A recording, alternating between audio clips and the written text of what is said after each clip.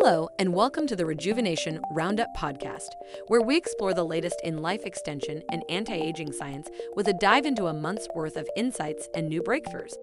This podcast is a combined effort of the Lifespan Extension Advocacy Foundation, which operates Lifespan.io and Future Grind, a podcast that explores the ethics and impact of emerging science and technology. Our next Ending Age-Related Diseases conference will occur in less than 2 weeks from the release of this episode, running from August 11th to 14th, 2022, so make sure to register for that if you have not. But beyond that, we have a lot more to update you on. Let's get started with the latest from July.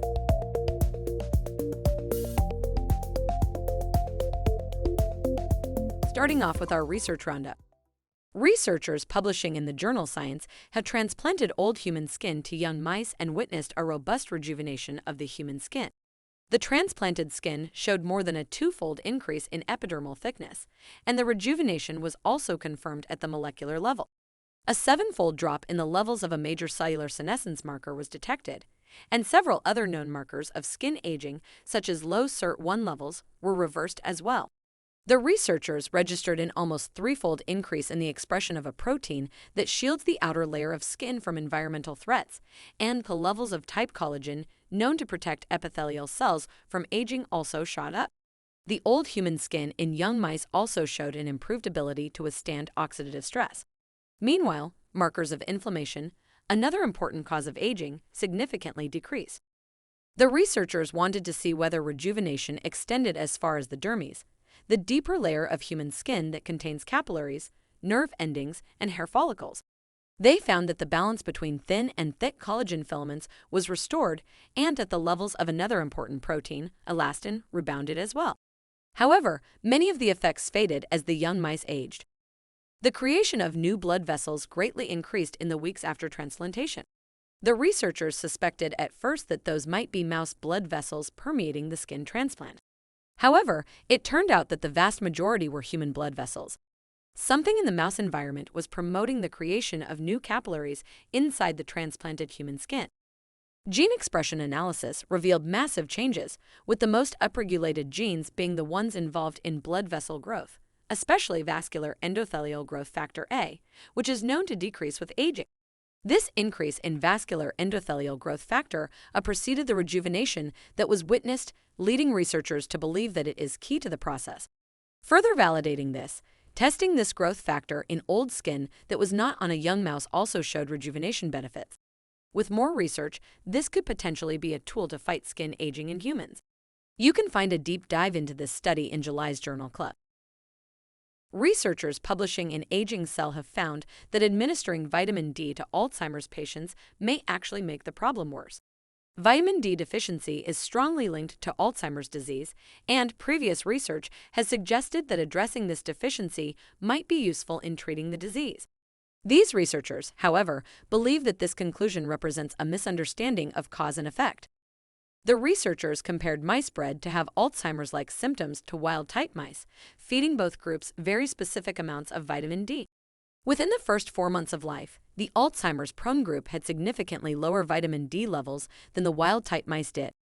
This was followed up with an analysis of vitamin D in cells.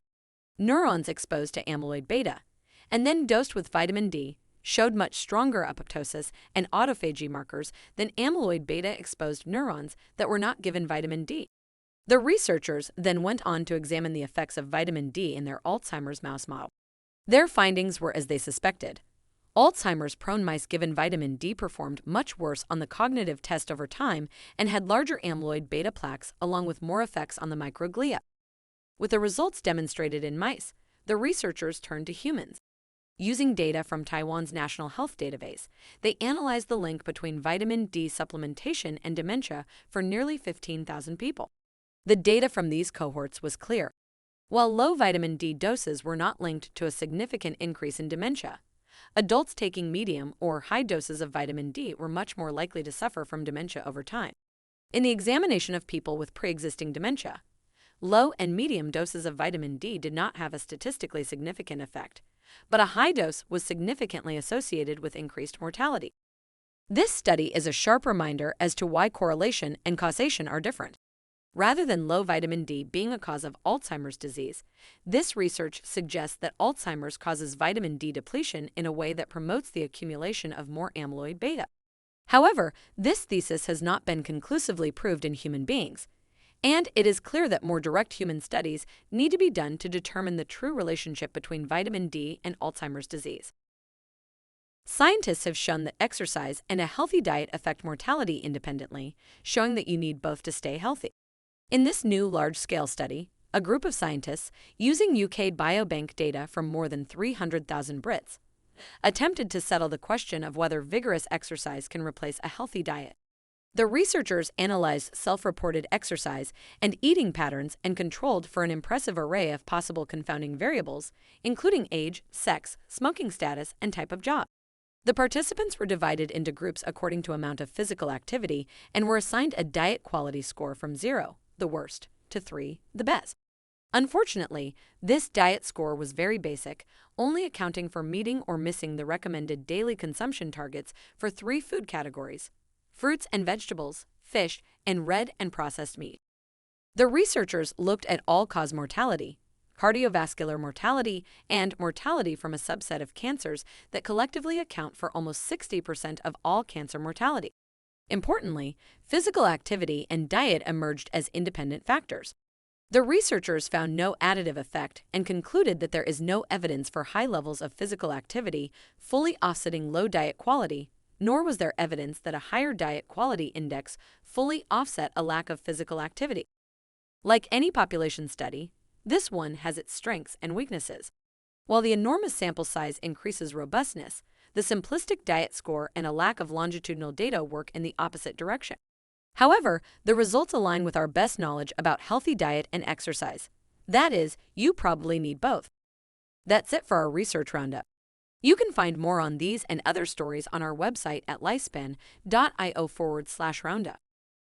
New episodes of Lifespan News have been released, including an episode exploring the possible heart health benefits of cocoa and another that looks into how the popular diabetes drug metformin, which is used by many for its perceived longevity effects, may reduce the benefits of exercise.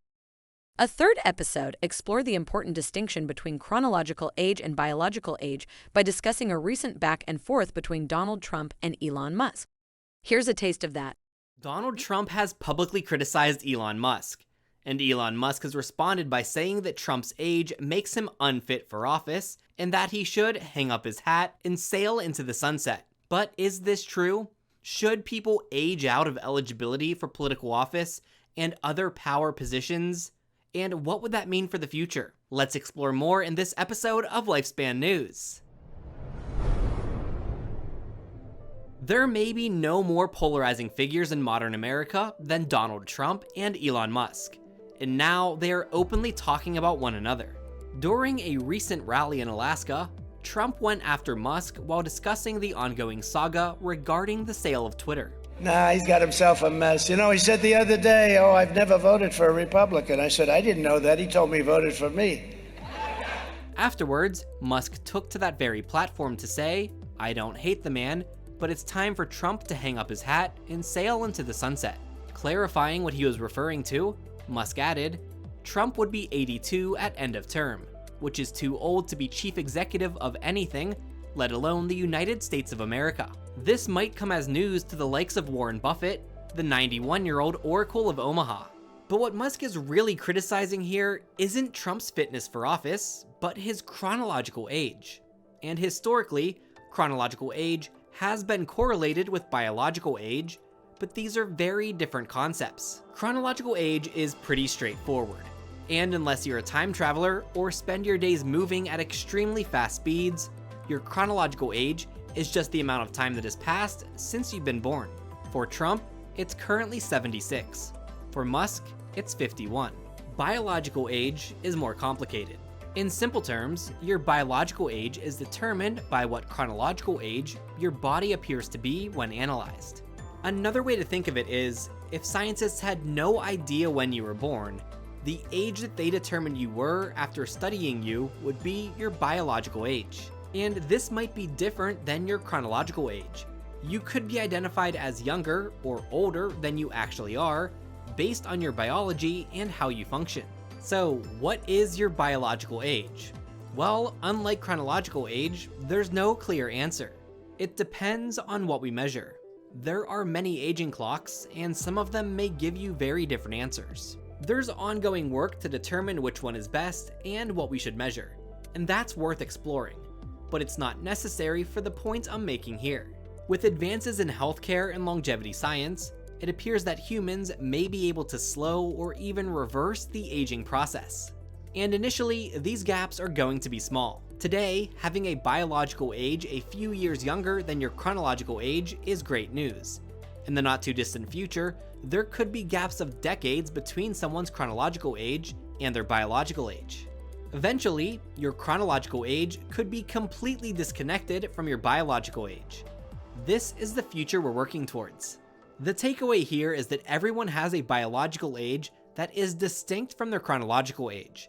And while these things have historically been correlated, that's beginning to change, and the gaps between these two measurements is only going to grow. With this understanding, Musk's comments on Trump's age don't look so great. Many people are already calling him out, and unlike humans in the near future, his words here will not age well.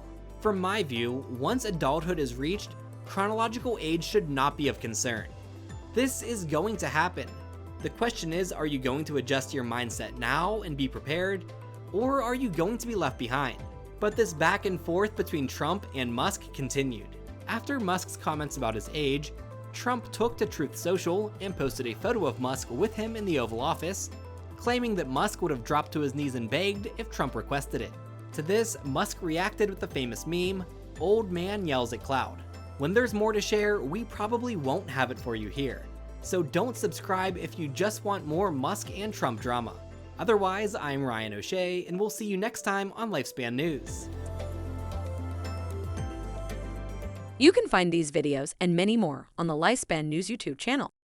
In July, Life Noggin explored times that humanity has almost gone extinct, what a world without work might look like, and tips for falling asleep.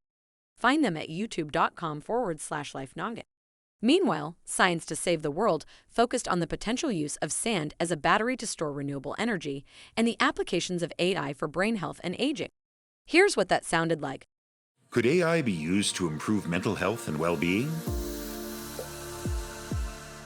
A new digital approach to mental health has been developed by researchers from Hong Kong-based longevity startup Deep Longevity and the Harvard School of Medicine. In a new paper, Optimizing Future Well-Being with Artificial Intelligence, Self-Organizing Maps, or SOMs, for the Identification of Islands of Emotional Stability, researchers demonstrated that the ability to form meaningful relationships, as well as mental autonomy and environmental mastery, improves with age. They also found that the desire for personal growth steadily declines with age, while the sense of having a purpose in life fades only after about 40 or 50 years. These findings add to the debate about socio-emotional selectivity and hedonic adaptation in adult personality development. According to the socio-emotional selectivity theory, when people's time horizons shorten, they become more selective and devote more of their resources to things that are emotionally meaningful to them. The human tendency to quickly return to a relatively consistent level of enjoyment in the face of substantial happy or unpleasant events or life upheavals is known as the hedonic adaptation theory. According to this theory, as a person makes more money, expectations and desires rise in tandem, which results in no permanent gain in happiness. The authors built 2 digital models of human psychology using information from the study Midlife in the United States. The first uses a group of deep neural networks to estimate the respondents' chronological age and their psychological health using data from a psychological survey. The second model is a self-organizing map created to serve as the foundation of a recommendation engine for mental health applications. An unsupervised learning algorithm splits all respondents into clusters, depending on their likelihood of getting depression, and identifies the shortest path for any individual to reach a cluster of mental stability. The people with the least overall well-being gather in one area of the map, while those with the highest risk of depression tend to move toward another. Deep Longevity's Chief Longevity Officer, Alex Zhavoronkov, explains, "Existing mental health applications offer generic advice that applies to everyone, yet fits no one. We have built a system that is scientifically sound and offers superior personalization. To demonstrate the potential of this technology, Deep Longevity has published Future Self, a free web application that allows users to perform the psychological exam detailed in the original journal. At the conclusion of the evaluation, customers receive a report with recommendations for enhancing their long-term mental health and have the option to enroll in a guidance program that delivers a steady stream of AI-selected recommendations. The information gleaned from Future Self will be used to improve Deep Longevity's digital approach to mental health.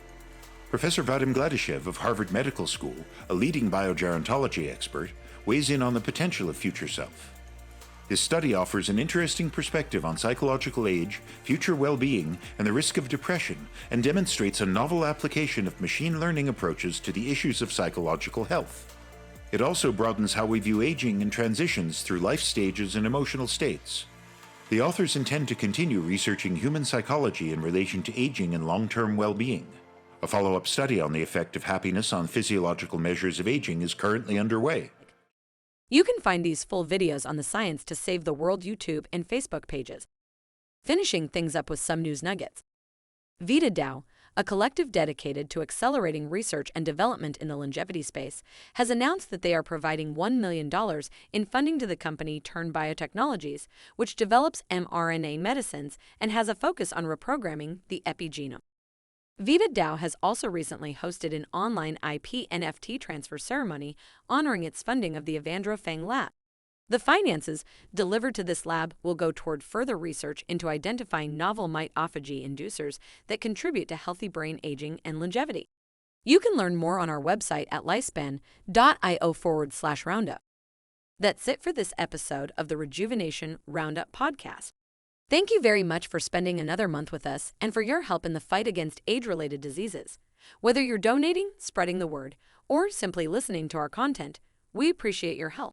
Remember to subscribe, leave a review, and post about us on social media. This will increase our reach and introduce more people to the importance of life extension science. Don't forget, you can get additional deep dives into science, technology, and futurism on the Future Grind podcast. Find out more at futuregrind.org. Thank you for joining us, and we hope to see you next time on the Rejuvenation Roundup podcast.